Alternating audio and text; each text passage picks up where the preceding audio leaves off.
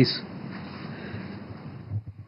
Sir, I'm Shimantini Bhattacharjee from Millennium Post newspaper. Sir, reports suggest that India has vacated its establishment at Aini Airbase in Tajikistan. Could you please confirm that the reports and what prompted India's decision, and how does this impact on India's strategic presence in Central Asia? Thank you. Okay. Ayushi. So this is Ayush Agarwal from ANI. My question is related to the recent conversation between our Prime Minister and Japanese Prime Minister. How much was Quad discussed between the two leaders, and any discussion on the summit dates?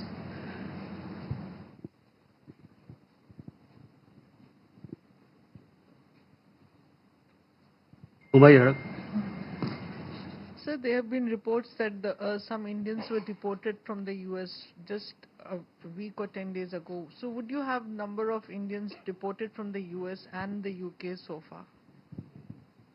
Okay.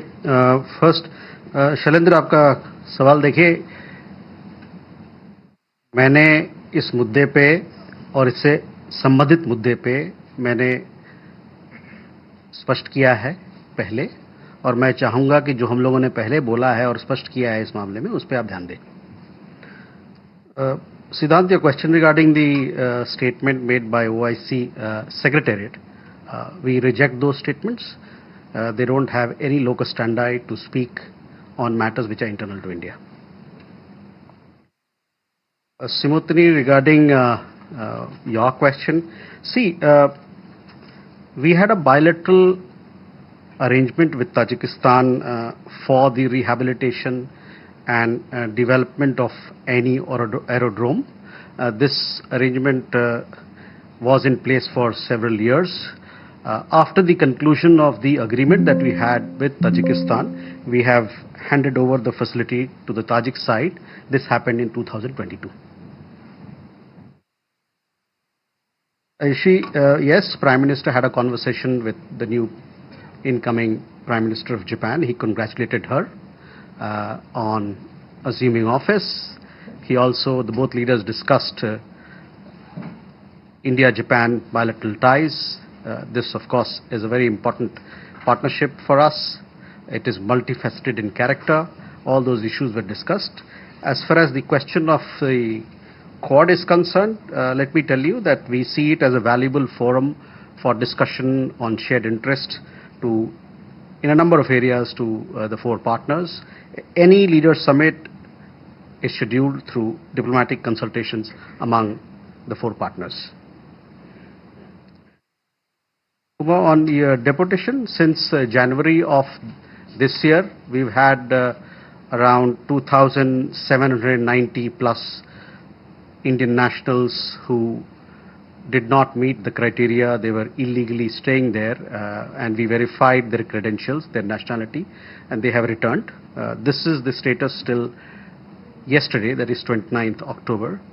From the UK side, this year we have had around 100 Indian nationals who have been deported after their nationality was duly verified by us. We could go in for more questions. Parikshit? Sir, how do you see the US-China talks that have taken place in South Korea, successful conclusion of talks? And on the issue of rare earth magnets especially, we've been learning from the industry that at least 4 Indian companies have received licenses from the Chinese government to import magnets. Having said that, because US and China have agreed on a deal to defer the new export controls for a year, does that mean those export controls which kick in on the 8th of November, the second phase of export controls, do they get deferred for India as well?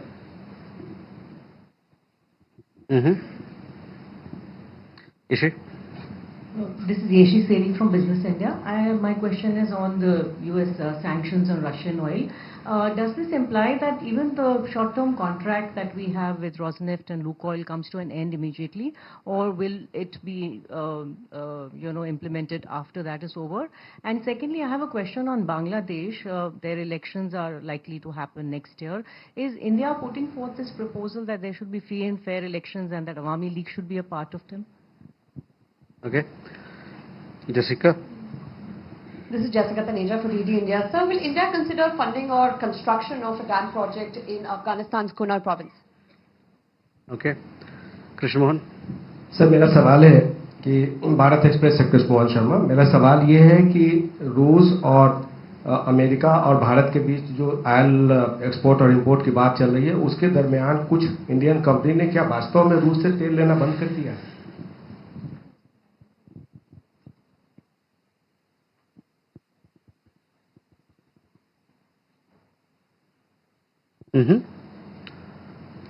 Siddhant. Hi, sir. I have two questions. One is regarding the statement made by Secretary of State Marco Rubio, where he said, when he was asked about United States deepening ties with Pakistan, he said that these ties are not at the expense of United States relations with India. So I want your comments on that. And second, sir, we've been told that that there have been an exemption which has been granted for the Chabahar port till April. If you can give some more details on that. Thank you. So first, So you just mentioned that you want to learn Python. So do not learn Python in manual way in 2025, because learning Python in manual way will take you like 6 months of your time. On top of that, you will be ultra non-productive in Python, because when you use AI inside your Python, when you use AI tools to do your Python coding, you will be saving upwards of 95% of your time while you're coding, while you're debugging, while you're building web apps, and while you are scraping as well, right? So for tackling this same problem, we found like 10 useful tools for day-to-day Python development and Python work. So we have developed a program which is like absolutely beginner friendly. Even if you have zero knowledge in Python, you can join this program, and in 30 days you will be becoming pro of Python, that also using AI. You will be not becoming a Python developer, you will be becoming a 10x Python developer.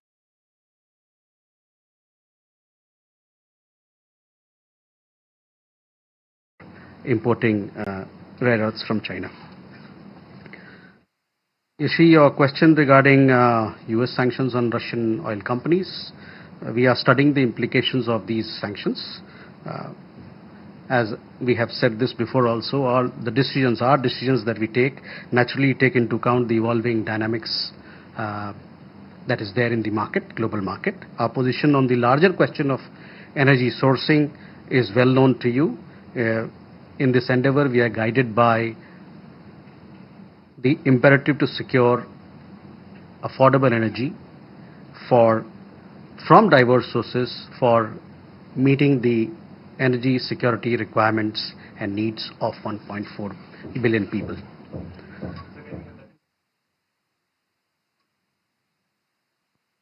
देखिए, जहां तक अमेरिकी sanctions का सवाल है जो उन्होंने Russian companies के ऊपर लगाया है, इसको हम लोग अभी किस प्रकार से हमारे ऊपर इसकी इम्पैक्ट होगी, इस बात को हम लोग अभी उसकी अध्ययन कर रहे हैं. जो हमारा डिसीजन होता है तेल खरीदने में, उससे आप भली भांति आप अवगत हैं कि ये जो बाजार में जो डायनेमिक्स है, जो उथल पुथल है, उसको लेते हुए हम आगे बढ़ते हैं.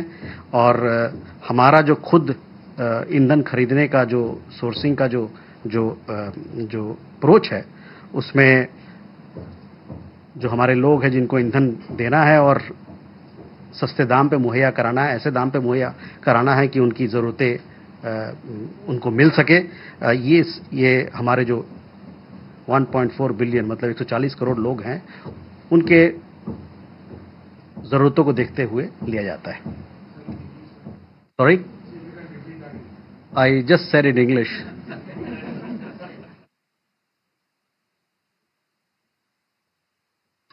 On issue on elections, see, it is our expectation that the elections in Bangladesh, it is our expectation, and I have said this before, that elections in Bangladesh, it is our expectation, it should be free, fair, inclusive and participatory in nature.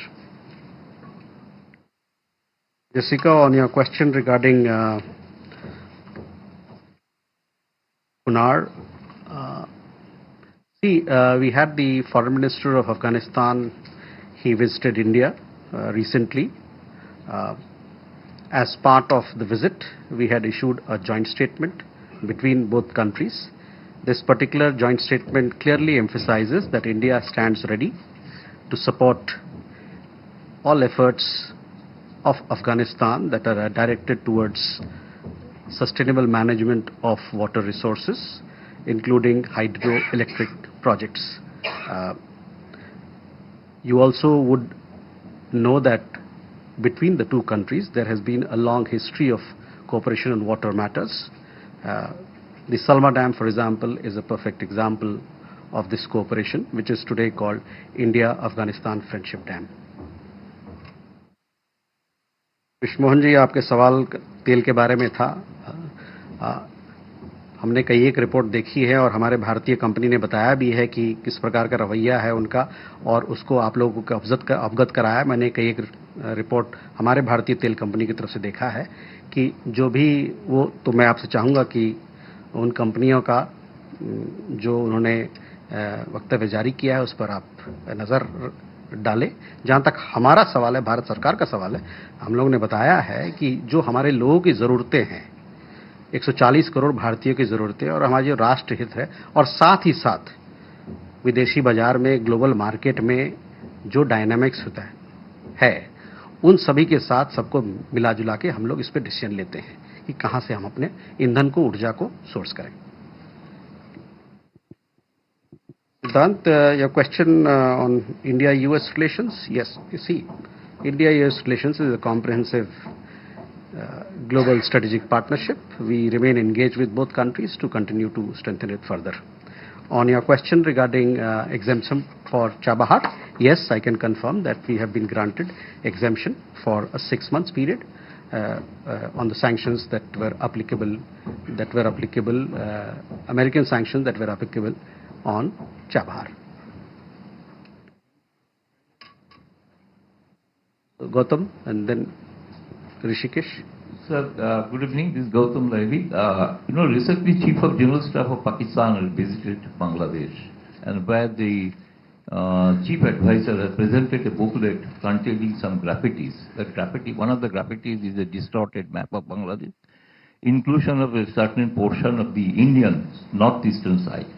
Whether India accepts this kind of distributing graffiti is definitely diplomatic. It comes under the diplomatic protocol that they can gift anything which contains some distorted map. Swasti.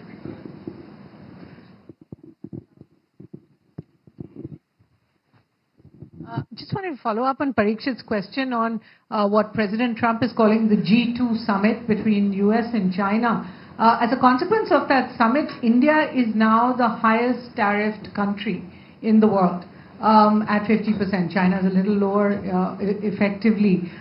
Given this kind of targeting of India, and it's now been for more than 6 months, is the government considering any kind of counter moves against the US, higher tariffs on products already there? And just a clarification about last week's ASEAN summit.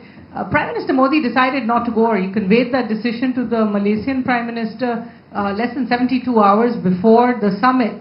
What was the reason given for it? Because there's no official reason given so far. Thank you.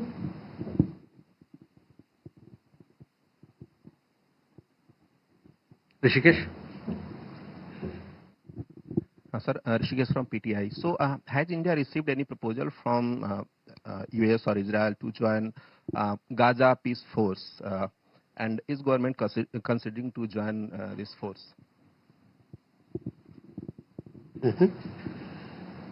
Mukesh. Sir, Mukesh from Dainik Bhaskar. For follow-up to Suhasini's question, the formation of G2. Some time ago, President Trump has said that we may have lost India to China. Do you think that now US was lost to China?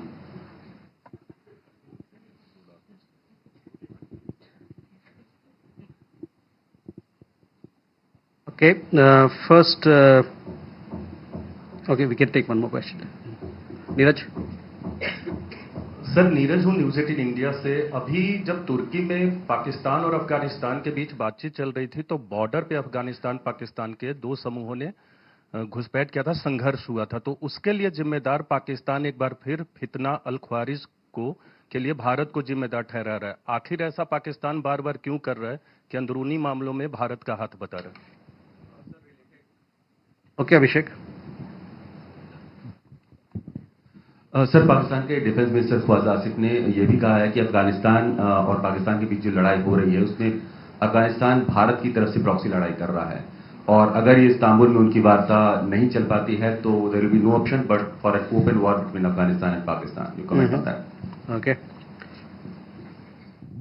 Let me come back now. Too many questions, I can't digest.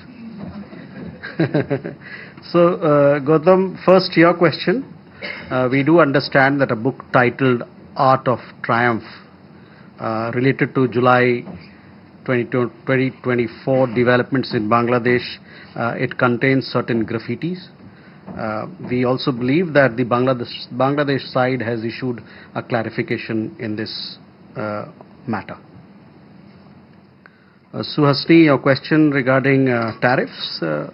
Well, on the trade, India-US bilateral trade that we are engaged in, we continue to remain engaged with the US side to conclude a trade deal, and these discussions are continuing.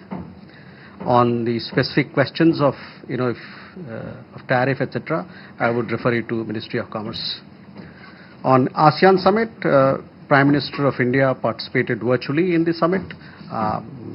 It was a successful summit. We have given you a readout. There were several announcements that were made, including that both ASEAN and India have designated 2026 as India-ASEAN Year of Maritime Cooperation. So those details are there. I would refer you to look at our press release for the substantive engagement we had with our ASEAN partners. Rishikesh, on peace plan, yes, India has welcomed the peace plan and that is where it is. Mukesh ji, US China के बारे में अगर आपका सवाल है तो US से पूछें या तो चीन से पूछें. अगर भारत से कुछ सवाल पूछना है तो फिर मेरे से पूछें. Neeraj or Abhishek, both the questions are interrelated and about the latest developments that are happening between our two neighbors. So, पिछले भी ब्रीफिंग में मैंने इस बात का जिक्र किया था और आपको बताया था कि हम इस मसले पे क्या सोचते हैं. पाकिस्तान अफगानिस्तान द्वारा अपने क्षेत्रों पर संप्रभुता के प्रयोग करने से क्रुद्ध है. पाकिस्तान ऐसा सोचता है कि उसका अधिकार है कि वह सीमा पार क्रॉस बॉर्डर टेररिज्म करता रहेगा और दंड मुक्ति के साथ करता रहेगा. ये मानना है उनके पड़ोसियों का भी कि ये स्वीकार्य नहीं है. जहां तक भारत का सवाल है, हम अफगानिस्तान के संप्रभुता, क्षेत्रीय अखंडता और स्वतंत्रता के लिए प्रतिबद्ध हैं. We had, in my last briefing, I had elaborated our point of view, our thoughts on this particular matter. I reiterate what I had said in my last briefing. Pakistan is infuriated with Afghanistan exercising sovereignty over its own territories. Pakistan seems to think that it has the right to practice cross-border terrorism with impunity. Its neighbors find it unacceptable. India remains fully committed to the sovereignty, territorial integrity and independence of Afghanistan. सीधा प्रसारण आप विदेश मंत्रालय की press वार्ता का देख रहे थे. विदेश मंत्रालय में जो प्रवक्ता रणधीर जायसवाल हैं वो संवाददाताओं के तमाम सवालों के जवाब दे रहे थे.